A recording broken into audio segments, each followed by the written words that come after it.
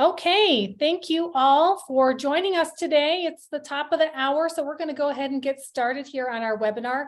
I've got some folks on Facebook Live, we're here on Zoom, and I appreciate you all joining us today. So again, just for some housekeeping items, make sure you're on mute if you don't mind.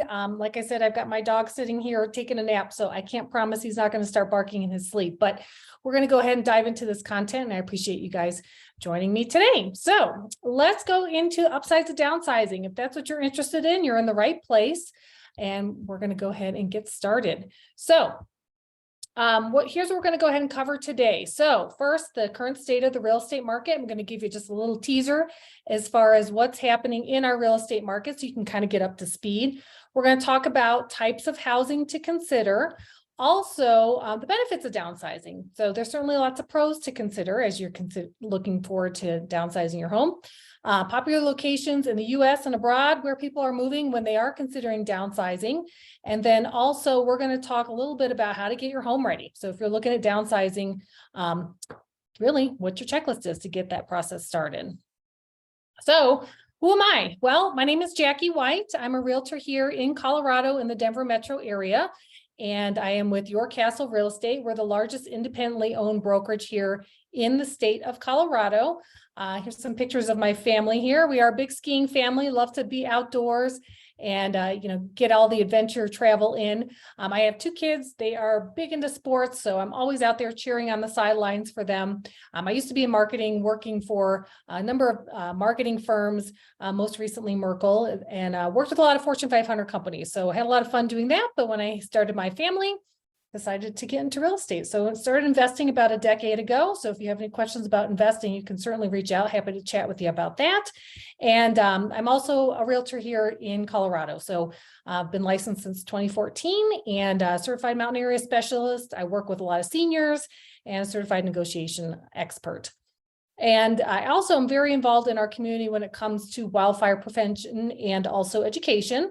So I volunteer for our fire department and I really help a lot of folks in our community here. So over the years, I have closed a lot of real estate. So as of August of last year, I closed 250 homes for both buyers and sellers. It's been a really rewarding journey to be able to meet lots of folks as they are moving, whether it's buying in the foothills, buying in Denver, or purchasing an investment property or selling and downsizing. It's been great to meet so many wonderful people. I may not have crossed paths with them otherwise. So it's been a great journey. So let's jump into what's happening here in the real estate market in Colorado, because you know what? I'm sure you've seen a lot of stuff in the news, but as they say, if it bleeds, it leads, right? So the news likes to sensationalize stuff, but I'm going to kind of give you the real deal as far as what's happening here in Colorado. We have a unique market because we are very, very highly attractive when it comes to people wanting to move to Colorado because of our weather and our activities and all the things that we have going on. So as far as the national scale, I'm not going to speak to that so much as Colorado here. So you've probably heard a lot or seen your neighbor's home selling in a heartbeat, right? Since the beginning of the pandemic in March of 2020. And so we had a lot of houses selling very quickly. And a lot of that was contributed by the pandemic, where people had the flexibility to work from home. And so they were thinking about, where do I want to live? Do I want to live where I am? Can I go somewhere else? That's where I've always dreamed of living. And interest rates were so low, in some cases 2.5% or 3%, people could afford to move because they could stretch their budget and their monthly payment wouldn't really be impacted so much if they went higher in price and upgraded their house. So it led to a lot of demand.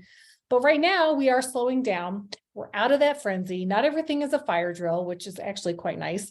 And we're getting more to a normal environment. So I track the data and the trends as far as how the real estate market is performing. And we're very closely mimicking what had been seen in 2019, which is a perfectly normal and healthy real estate market. So we're going to talk a little bit about what's been happening in the last couple of years. But regardless of what the real estate market is doing, remember that always presents an opportunity. It's just a matter of for whom.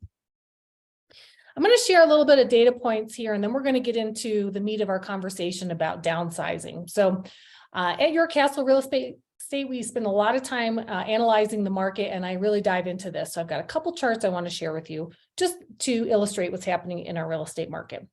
So this chart here shows the average home price going back to the early 70s in the Denver metro area, which would include the foothills if that's where you currently live. The solid line represents the average price of homes, and the dotted line represents the average price of condos and townhomes. And the big thing to consider is that over the last 45 years, our average home appreciation is about 6% a year. Now, I want to point out right here, if you guys all remember the big recession of 07, 08, this is where home prices fell. And then they pop back up because the federal government provided a first-time home buyer credit on your taxes. So that led to a little bit of demand, things leveled off. And then as the economy started to rebound, home prices went up at their, resuming their 6% annual appreciation. But then the last 2 years, oh my gosh, we just had a lot of appreciation. Some cases it was 10, 15, 20% year over year, which is not sustainable. I mean, you can't continue to have a 15% appreciation on your home. It just doesn't make sense. So we are now starting to level back out as to what a more normal, healthy environment looks like, okay? As we look at the real estate market, you've probably heard a lot of stuff about a recession, and it doesn't mean that home prices have to fall. Just because we've had a record year doesn't mean the next year we have to go down. And actually in the last 6 recessions, we only had 2 of those years or 2 of those incidents where home prices actually fell. So a lot of people remember 2008, and that was fueled by a banking crisis where we were overbuilding. Anybody could get a loan. You just had to fog a mirror, as we joke. And so it was quite simple for you to qualify and get a property that you may not be able to afford. And that's what led to our recession and housing crisis. And actually in 2020, it's hard to remember this, but we actually had a little bit of a recession as well when the pandemic first started and we were all staying at home. So just because we are in or approaching a recession, again, doesn't mean that home prices are going to fall. So another thing I'd like to really share here is just some historical context as far as home prices. Again, remember, they've gone up on average 6% a year, and they've all gone up over the last 45 years, except for 4 years. So again, just because we have a record year in home values doesn't mean they have to go down the following year, okay? Now, I love this chart here because this really shows inventory. So if you guys have all taken Economics 101 at some point in high school or college, it really boils down to supply and demand, right? So let me, share what's going on with this chart here. So the solid line represents the active homes that were available to purchase. So the solid purple line, and then the dotted line are those homes that actually sold. So you'll see there's a bit of a wave here on the bottom, and that's just representing seasonality. There's times a year where more homes sell than others. Now, the difference, this gap between these 2 lines, is the inventory of homes that were available to buy. So again, remember back in our housing crisis of 07, 08, there were a lot of houses available to purchase. And that simply was related to the fact that we had a lot of foreclosures and bank-owned properties and people simply just trying to sell, and there weren't enough buyers. So we had a lot of homes available to purchase. So this was the last time we had a pretty strong buyer's market, which was 07, 08. Okay, got a little bit more balanced. Then we got into what we call more of an efficient seller's market. So a little bit more weighted to sellers, but certainly not the frenzy that we had the last 2 or 3 years, where it was really quite dysfunctional. And as a result, there were not enough homes. People were bidding 6 figures over the asking price, waiving all of their rights as buyers as far as doing an inspection or having an appraisal. And it was really quite silly. So we have gotten out of that environment and we are getting back into what we call an efficient seller's market. And the reason that's happening is that interest rates have gone up quite a bit in the last year. So during the pandemic, we had interest rates hovering around 2.5 or 3% for a 30-year fixed mortgage. And that's really not sustainable for any financial institution because it costs them money to issue loans and to service them, and they really weren't making a lot of money. So as interest rates have gone up, which part of it is fueled by the Fed trying to temper inflation, we went up very quickly last year. So first quarter, we were around 4% and then ramped all the way up to 7.5%. So imagine if you're a buyer looking for a house, the beginning of the year, still hadn't found something, and every week the interest rates are going up, your monthly payment is going to change dramatically too. So the fourth quarter of 2022, things slowed down tremendously. Now, we peaked at about 7.5% for an interest rate, and now we're closer to about 6%. Of course, it all depends on the borrower's financial stability. But for a lot of folks, quite honestly, they're going to say, that's not too bad, right? Because quite honestly, the 40-year average of mortgage rates is about 6 to 7%. So if you bought a house in the 80s or 90s, you probably saw interest rates above 10%. So 6, not too bad, right? And another thing I want to point out too is we use the term buyers and sellers markets quite often. And the way we measure that or one data point is by months of inventory. So that means if we have the same pool of buyers and the same number of homes, how long would it take to deplete that inventory of houses? Okay.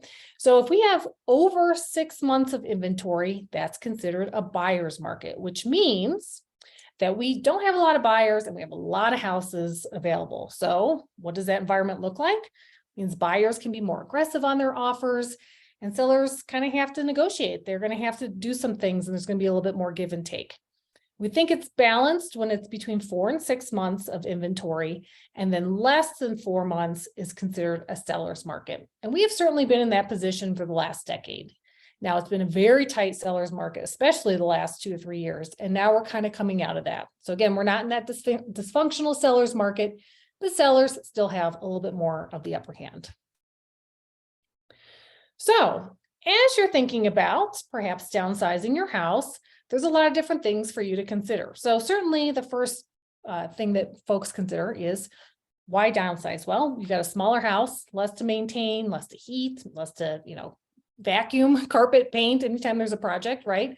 Got a smaller yard to maintain. Maybe you raised a family in the home. You're just not using all the space. You could have lower utility bills. And for some folks that live in the mountains, moving to a warmer climate or a lower elevation can really have a lot of benefits for your health too. Maybe you've got sleep apnea or COPD, and it just makes it a lot easier when you get a little bit more oxygen to breathe, right? A lot of folks also talk about having a little bit easier configuration of their home. So less stairs, maybe more of a main floor living environment. And that can make your life just a little bit easier to enjoy your home as well. Of course, as we age, it's always, inevitable. We got to be going to the doctor a little more often. So closer to retail and also medical, and just being a little bit closer to the city can be convenient too. And then of course, there's usually grandkids involved. And so sometimes that can be a big pull when it comes time to consider downsizing. So why is it a great time to sell your home now? Well, the Colorado market is still really strong. And so a lot of people like to move here, and we get 300 plus days of sun a year and all the outdoor activities that people love to do. So we are still maintaining our stake here as far as being a desirable place to live. And the market is becoming a little bit more balanced. So I've worked with a lot of folks over the last couple of years who said, I do need to downsize my house, but I just can't handle getting in a competitive environment and the anxiety of having to compete with other buyers to buy that next home. Well, that's really kind of evaporated in terms of that environment. So if having the prospect of having to compete with other buyers kind of gave you pause over the last 2 years, that is going away. And so now you have the opportunity to go look at more than one home, and you have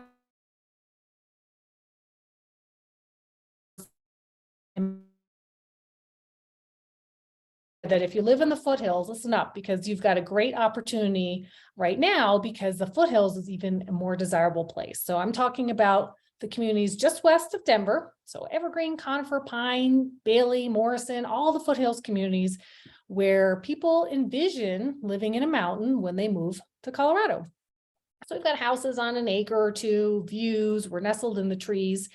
And so when people move to Colorado, they're thinking about this environment. So we still have a lot of demand for homes, and we don't have a lot of land where a builder could come in and build, 200 or 300 new homes. What we've got is what we've got. The inventory is limited, right? So if you are living in the foothills right now and you're thinking about moving, as we call it, down the hill or into town, into the suburbs or out of state, you could find yourself in a position where you have gained a ton of equity over the last couple of years, and you can use that to go buy out of state, go buy down the hill where it's a little bit more balanced. So you've got a little bit more of an upper hand here in the foothills, but then down in town, you've got some more options for where to move. So let's talk a little bit about what type of housing is available and what you might be looking for when it comes time to buy your next home. So, a lot of people, as they're looking to downsize, might be easing into retirement. And so, wanting to travel or maybe split time between cities is really desirable. For some folks, they like to spend, part of the year in Colorado, part of the year somewhere else. Maybe you like to summer and snowbird and go somewhere else in the wintertime. So there's lots of options in warmer climates where you can do that. And maybe you downsize your single home here in Colorado and you have two smaller homes, one in Colorado and one maintenance because mowing the lawn and having really what we call a lock and leave home, which means lock the door, go on a trip, lock the door, go visit your grandkids and make your life a little bit easier. Don't have to think about that home here back in Colorado. A lot of folks, as they have more time on their hands, maybe as you're approaching retirement, really like to entertain. So think about if you like to cook and have friends over and what kind of space is important to you. Is it having that great room with a great kitchen, maybe extending outdoors where you can barbecue and entertain important to you? So think about the things that you would like to have in your next home as it relates to entertaining and having friends over. Also, as folks get into downsizing and into retirement, sometimes that offers more time to pursue interests that you've always had. Maybe you have a hobby that you currently are involved in, or maybe there's new things that you want to consider. So sometimes that new home might need to accommodate what those are. So if you're into woodworking, you might need a shop, or maybe you paint or do art, or maybe you want to have a space to exercise, practice yoga, or maybe even have sewing or craft room. Too, for folks that are really into the outdoors, having a place to park a camper or an RV is important too, so that you can have that as you go travel around the country. So keep that in mind as you are considering what your next home might look like too. Now, some folks may be easing into retirement. Maybe you had that career that you really pursued for many years, and now you're going into, and it's my new term I coined, encore career. So maybe this is something you've always just wanted to do. It's less stress. Maybe you're working part-time. So you're going to want to still be somewhat connected to being able to commute or have a home office space so that you can pursue that career that you're still working towards in your close to retirement timeframe. Other folks too, as they're looking to downsize, are thinking about their family too. So if you've got grown children or grandchildren, having enough space for them to come and visit when the time arises. Sometimes those families can also be very busy too, and they just don't have the schedule or the time to be able to come to Colorado and visit. So maybe only having one guest room is totally appropriate because you're going to go see them instead. Now, if you are living near family, think about if you might be a daycare provider too for grandkids, right? So if that's the case, do you need to have a place for them to take a nap in the middle of the day, maybe spend the night if they're doing an overnight, or even just a backyard or a playroom somewhere that they can enjoy your home too. So keep that in mind. And also, I find a lot of families are looking at multi-generational living. So you've got grown kids, maybe some grandkids, and yourself underneath the one same roof. And that can be in the form of a mother-in-law suite, or we call an accessory dwelling unit or an ADU. So there's options where everybody can kind of live on the same property. Keep an eye out for each other. Also, as we look towards downsizing with multi-generational living, there's a lot of things to consider. So you could be looking at what we call a duplex, which would be two houses next to each other. Like we said, a mother-in-law suite or a guest house. And it's really important to have some pretty deep conversations ahead of time if this is the direction that you're going, just to make sure everybody's on the same footing when it comes time to being under the same roof or on the same property. So think about privacy. How are you going to spend your time if you want to kind of be by yourself? Who's going to be in charge of doing the dishes or making dinner? How are you going to handle utilities and the bills? And really, if you've got quiet hours or curfews, really, what is everybody hoping to gain out of this? Because sometimes the grown kids would love to have some help with their own children. And then sometimes mom and dad would like to have some support if they need it, as far as doing some chores around the house that, you might just not physically have the capability of doing these days as well. So it's important if you go this route to really check in regularly among family members, just make sure everybody's doing okay. Voice any thoughts or concerns, because coming back under the same roof can be an adjustment for everybody. And you certainly don't want to have any sort of conflict. Talking ahead of time as well about what the end game is important. So at what point is someone potentially going to move out? And you just want to make sure that you're preserving those relationships and having an open line of communication ahead of time, so there's no surprises in the end. As you're also looking towards downsizing, consider how much of a social butterfly are you? Do you like to have a lot of entertaining? And are you looking for an active community that has a lot of activities for you to participate in? So moving sometimes out of the home where maybe you've raised a family can create some anxiety, because you're going to a new community where you just may not have as many friends or a social network. But a lot of 55+ communities here in Colorado and across the nation have a ton of activities and ways for people to meet. So it's kind of cool because you're living amongst your peers, you're in that similar stage of life, but there's a lot of things going on so that you can meet your neighbors and create your own new social network as well, and create those new friendships that you'll have for some time. So here in Colorado, we have what's called 55+ communities. So this means that they're deed restricted. And so folks that are 55 and older can live within these homes. And there's a lot of benefits, like I mentioned earlier, in terms of social and activities that are available. And some of these communities, it's exclusively 55+.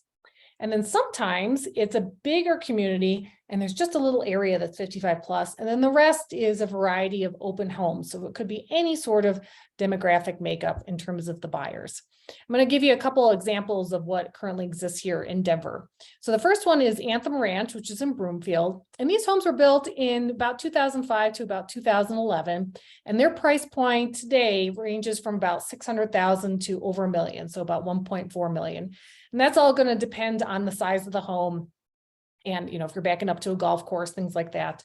They do have a fantastic community center called the Aspen Center. It's got a rec center, it's pickleball, they have bourbon tasting, it sounds fun, and all sorts of summer concerts. So there's activities going on all the time for you to be able to meet some of the new neighbors in your community. We also have another community I wanted to share, and that is called Green Gables Reserve, and that is in Lakewood. So it is just off of Wadsworth in the Lakewood area, near Wadsworth and Alameda. The price points are in the mid 800s, and they have what's called paired homes. So they're like two houses together. But the way they're situated, you really don't even notice that your neighbor is next door. And you have a little yard, so you've got some space to maybe let out a dog or enjoy the outdoors, but it's not a lot to maintain. And usually the homeowners associations will take care of all the maintenance too. So even though you have a smaller yard, they're just going to come through, they're going to mow, take care of the sprinklers. You don't even have to think about it. So these homes are a little bit newer. They were built about 2017. I actually have a client that I helped purchase in this particular neighborhood, and she loves the pool and the rec center that's available, the social environment that's available, and they have a really great private fishing pond. So there's this little lake or area in that community where you can go. She takes the grandkids, let them go fishing. And it's really close to Belmar. You can get up and down Wadsworth and be at 285 in a matter of seconds. So really great community to think about as well. And a lot of these 55+ communities do have the homes catered towards what's going to be easy living. So you're going to get with those paired homes, main floor living. So it's going to be more of a ranch, right? So the primary bedroom, the laundry, the kitchen, everything is all going to be on that main floor. And some of these homes offer unfinished basements. So you can purchase them. And then, you know what, if you decide that you need more living space, you can finish those out later, but you've got the main living area established from day one. Another one I wanted to share here is Heritage Eagle Bend. This is in Aurora, and their price points are from the upper 500s to about the low 900s. And these homes are all about 20 years old, built in the early 2000s. So they, again, have a great clubhouse. You can see the picture here. They've got pickleball, clubhouse with the dining, workout facilities, all sorts of activities there for you to get out, be active. These kind of communities generally have a lot of walking paths. And quite honestly, even if you don't play golf, it's kind of nice to be in one of these communities where you back up to the golf course, because then you get a little bit of breathing room from your neighbors, right? So you get a little bit of distance in the back, a little bit greater feeling in terms of the size of your backyard. So again, you don't have to play golf, but sometimes it's kind of nice to have this because it's like it operates like a green or an open space in the backyard. So sometimes people in Colorado, when they are moving and considering downsizing, they'll move out of state. And I've helped a ton of clients do this. So if you're considering moving out of Colorado, start going down the road of putting some stuff in storage. And what's really great is getting one of those pods. If you've seen those, they look like shipping containers. And you can put your things in there and then ship it off to wherever you're going to move to next. And so for some folks, they find it really valuable to go ahead and rent a place like an Airbnb, maybe for a couple months or even 6 months or a year, just to get familiar with the community before actually establishing roots and buying that next home. I know I did this when I moved to Colorado, and it was really beneficial because I got a sense of the drive time from my home to my office. I got a sense of where I was recreating, where I like to hike and be outdoors, where my local Target was, how long those drives were, and where I was spending my time before I figured out where I wanted to buy. So that's really not a bad option as you consider moving out of state. It's really great to get a referral for an expert realtor in that area as well, that can really show you the communities, listen to what your needs are, and make sure that you're reviewing all the right options for you. Like I mentioned earlier, if you're moving out of state, there can be a lot of benefits to being in lower elevation. I know personally, I am not a runner in Colorado, but when I'm at sea level, I am throwing those sneakers on and I do spend some more time outdoors. It is certainly easier when you've got a little bit more oxygen. So again, even if you're not suffering from any sort of health-related breathing issues, even just being at lower elevation, I've heard can make you sleep a little bit easier and certainly make exercising a little easier. So keep that in mind too. I've seen a lot of benefits. Even just young folks, if they have migraines, those just go away when they go to lower elevation. There are some states in the US that do have some more favorable taxes as well. And as you're approaching retirement and considering your budget, that can be important too. Delaware has some really favorable tax laws with no sales tax and low property taxes and no death taxes. So think about that as you're doing estate planning too. And then Colorado, we have some really low property taxes. I know I moved here from the Northeast, and boy, was I shocked at how cheap it is, quite honestly, as far as the taxes. So that's certainly a benefit here in Colorado as well, if you choose to stay. Now, some folks will consider moving around the US and sometimes to Canada. So let's talk about what some great options are as well. So Tennessee has become more popular. I don't know if anybody's been to Nashville. It's a really fun city. There's a vibrant music scene, and you've got all sorts of housing options that are available there. So the cost of housing is generally a little bit lower here than Denver. And honestly, I visited Nashville a few years ago, and it felt like Denver from maybe 15 or 20 years ago. So it is growing and is very vibrant, but it also is not as large as Denver is at the moment. Another place to look at is Florida. Seems like a no-brainer, right? A lot of people retire there. But there are some really great communities, a lot of 55 plus communities that are really appealing to people that are downsizing. You have access to so many beaches. Tampa's a beautiful space. People love West Palm Beach, Fort Myers, Sarasota, all over. And then you may have even heard about a place called The Villages, which is a huge master plan community. And there's a lot of 55 plus living within there. And it's actually a really heavy golf course or golf cart community. People just kind of socialize and they're zipping around in their golf carts. So look that up online. It's a pretty fun community if that's something you want to check out as well. Pennsylvania actually has some great options, and Pittsburgh is one of them. I actually lived there for a couple years. This is downtown area, and there's a lot of bridges. We've got where the Pittsburgh Steelers play. It's a big sports town, all sorts of, opportunities to watch sports there. Got a lot of big universities. Carnegie Mellon is in Pittsburgh. There's just a lot of affordable homes that are available too. So certainly check out that area if that's something you're interested in. Virginia has actually seen a lot of growth as well over the last couple of years. So Charlottesville, Roanoke, Virginia Beach, a lot of seniors moving out that way, and really women and singles too. That's actually been a growing trend in those communities as well. So a lot of history in Virginia, very moderate weather. It does get warm in the summer, but it's not like the deep south, and it doesn't get as cold as the Northeast. So good place to check out as well. British Columbia has been getting some interest lately as well, especially Vancouver. So somewhere to check out, especially if you're really into the outdoors. You have access to skiing and all sorts of recreating on the water. It's a beautiful place. I know I'm eager to visit, so that's another place that people are looking at as well. And then there's actually a lot of folks that are a little bit more adventurous and looking at moving abroad. So keep that in mind too. Just because you're downsizing doesn't mean you have to stay in the US, or you could live part-time abroad and enjoy a lot of easy access to traveling. So Panama is becoming a place that's really growing in interest for folks that are looking to downsize. So it's got tropical, mild climate. The infrastructure, especially the medical, has really improved over the years, and there's a lot of coastal towns. So that's just a great way for you to travel and explore Central America if that's something that you're interested in. We're also seeing a lot of interest in Mexico, and Cabo is growing specifically really quite rapidly. There's a lot of new housing that's available there, beautiful beaches, beautiful weather, very friendly folks that live there in Mexico, and a lot of expats. It's a huge expat community. So check that out as well. Of course, any of these warm places, if you move to, I'm always looking for an invite to come visit. And Costa Rica is a great place. I had an opportunity to visit there recently, and really a safe community. The locals are super friendly. Pura Vida, I mean, that's just something they yell out at a whim because they're so happy there.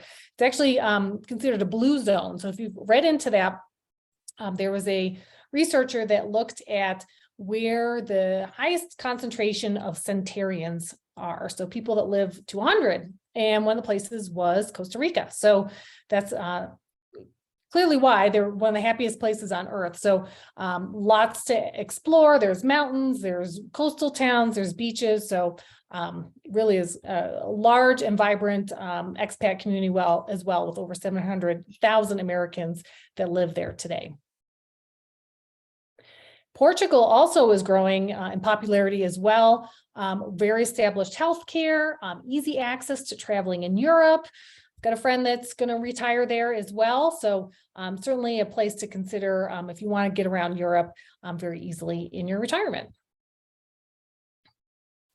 And last, we've got Greece. I've never been there, but I have heard also that they've got a really easy visa process and some really low taxes as well. It can be really appealing if you're looking to purchase a property and have an investment. And boy, doesn't this look beautiful? So I imagine the food is quite wonderful as well. So as you're considering downsizing, of course, it's always important to just start with a plan, right? So let's talk a little bit about how to get into this if it's something you're exploring. So the first thing to do, I recommend, is to get help from a realtor. So you really want to understand the current market conditions of the real estate market where you live, and how's that going to reflect on your sale and purchase of your home. So first step is understanding what your current home's value is. So you're going to need to understand what could it sell for, subtract any selling expenses and any mortgages that you may have on your home, and then you're going to have what's called your net proceeds. So that's the money you're going to gain from the sale of your house. And that's your starting point to establish your budget of where you're going. So that's really a great place to begin. And then you're going to go ahead and be able to make some decisions because you'll have some facts to work with. And quite frankly, as people are downsizing and getting into retirement, budgeting is important, and that's really what you've got to look at first.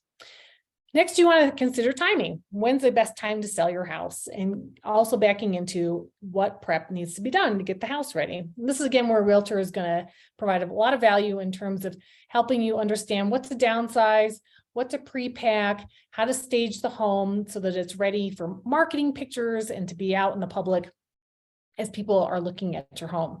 There's also some strategy around the time of year and when's the best time to sell your house. And I'll give you a little teaser here. A lot of people think that the summertime is the best time to put your house on the market. It actually isn't. March and April are the time of year that we see the most buyer demand for homes. So if you have a completely flexible schedule and you want the best time of year to sell your house, we're actually heading right into it. March and April is the key. There's certainly demand all year round, but that's where you're going to have the most buyers looking at homes.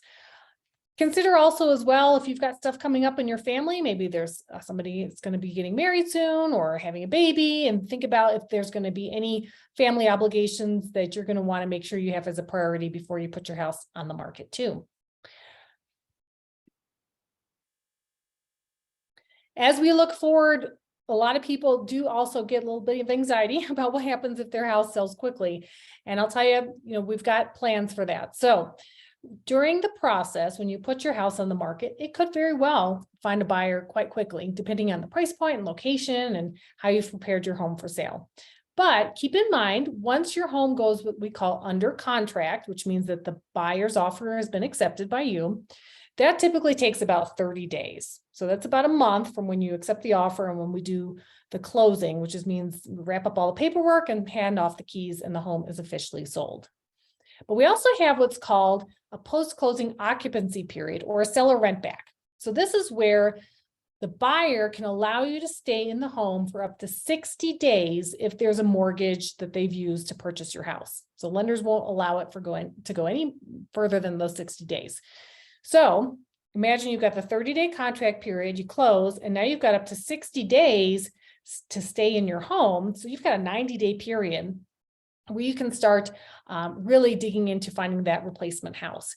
And so for a lot of my clients, honestly, even if I get them a couple weeks after closing and they've already know where they're going, it just makes things easier for moving logistics. But also having that duration, whether it's 15, 30 or 60 days after closing, we can certainly negotiate trying to get that for free. Sometimes buyers want a little bit of compensation to take care of any expenses they have related to owning the home in that time frame.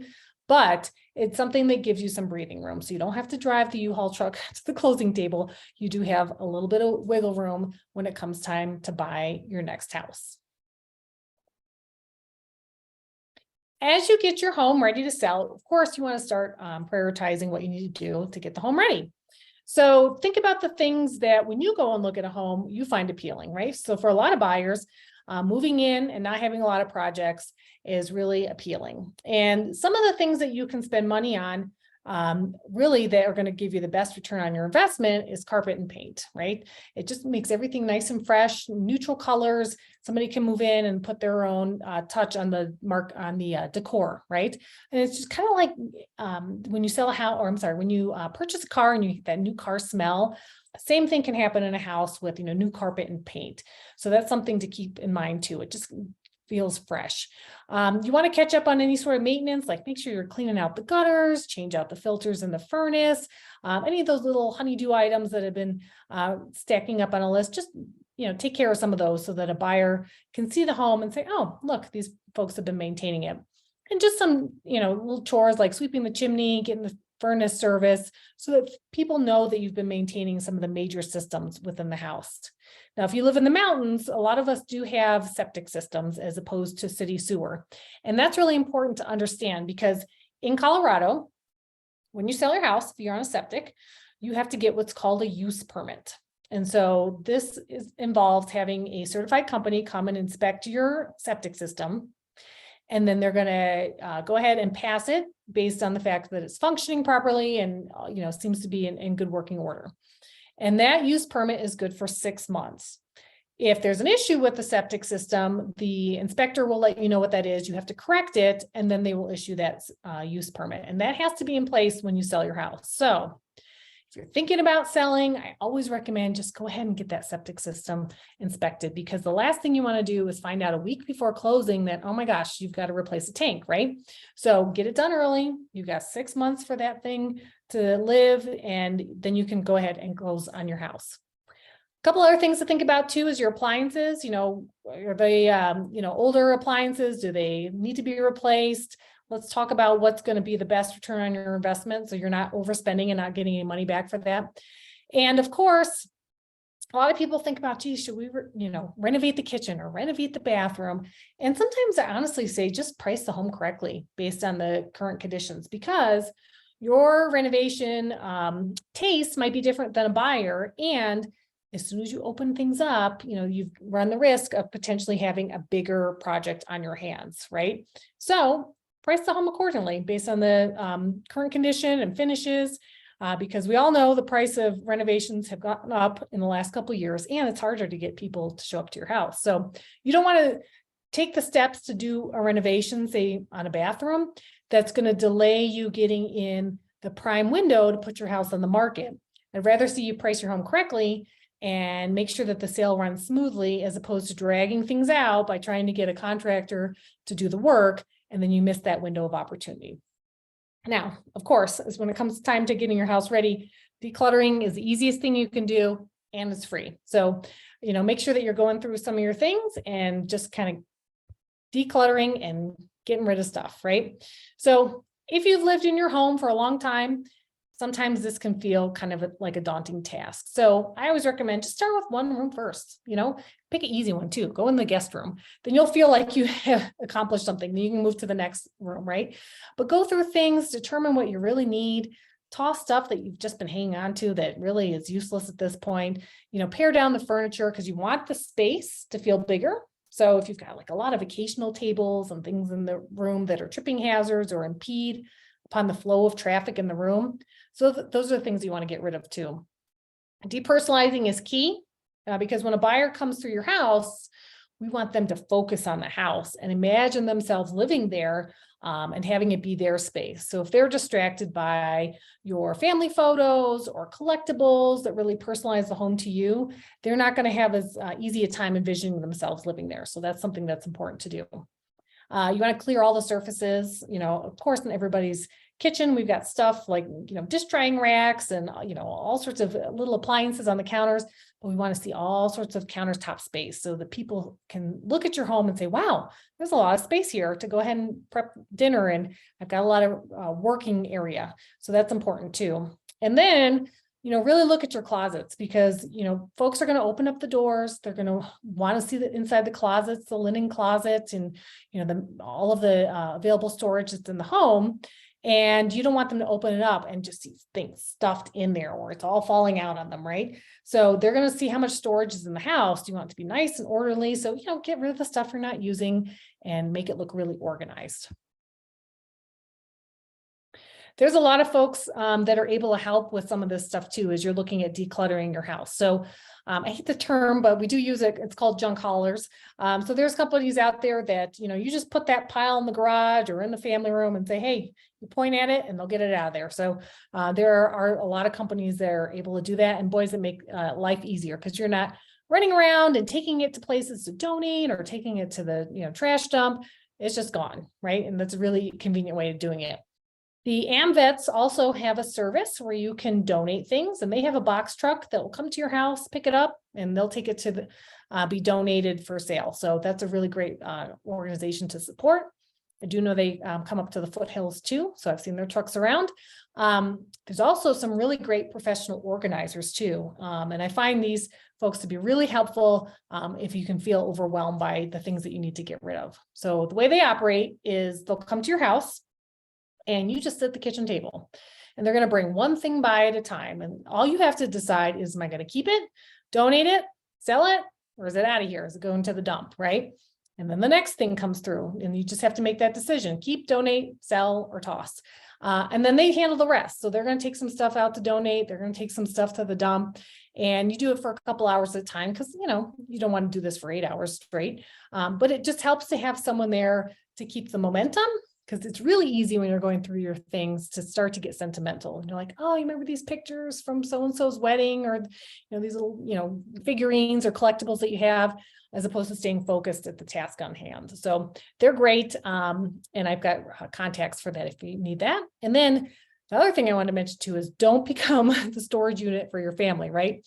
So if you've got grown kids and they've got stuff, collectibles in their old bedroom, or you've got a closet full of their old clothes, they're never going to wear again, tell the kids, come pick it up or it's out of here, right? So you don't need to be the storage unit for everybody else in the family. Have them come and get their stuff.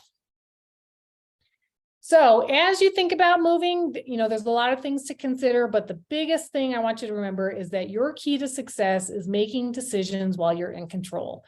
So I see a lot of folks that I work with that are looking at downsizing, and those that are able to make those decisions now are able to start their next chapter and be excited about it and looking forward to what that's going to mean for them. But those that wait too long, unfortunately, sometimes family members have to step in and make those decisions for them. And sometimes there's a health-related reason or something else that's going on financially. And now you've got other members of the family that are kind of influencing what your next step is. So my biggest recommendation is make those decisions while you can do it. You're in control, and you've got the time to really enjoy what that next step looks like. Because there's a lot of pros to downsizing, and starting this new chapter can be very exciting. So, and consider it a chapter too. Doesn't mean that you're going into a nursing home. It's just that next stage in life. And I understand that sometimes downsizing out of your home has a lot of sentimental roadblocks because you don't want to leave that house. And it can also come with just the realization that we're all aging, right?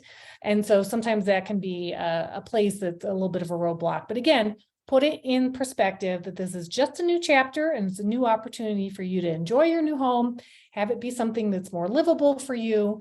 Maybe you're near family, maybe you're in warmer climate, maybe it's just the house is a better setting and easier to navigate, but it's your choice and you're the one that's in control when it comes time to make that decision. So thank you again for joining. If you have any questions, I'm happy to stay on and answer them for you. I appreciate you guys staying on. If you do have any questions, feel free to throw them in the chat. I will keep an eye on that, or take yourself off mute. I'm happy to stay here for a couple moments and answer any questions that you have.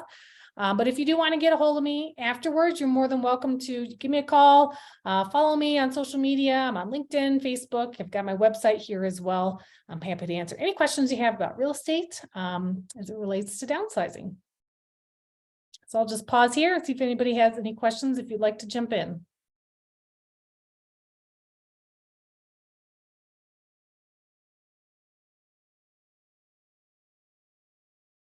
The other thing I'll mention is that if you are looking at moving out of state, I do have connections with realtors all across the country in a variety of different cities that I could put you in touch with too, because sometimes the process involves just understanding what the new community looks like.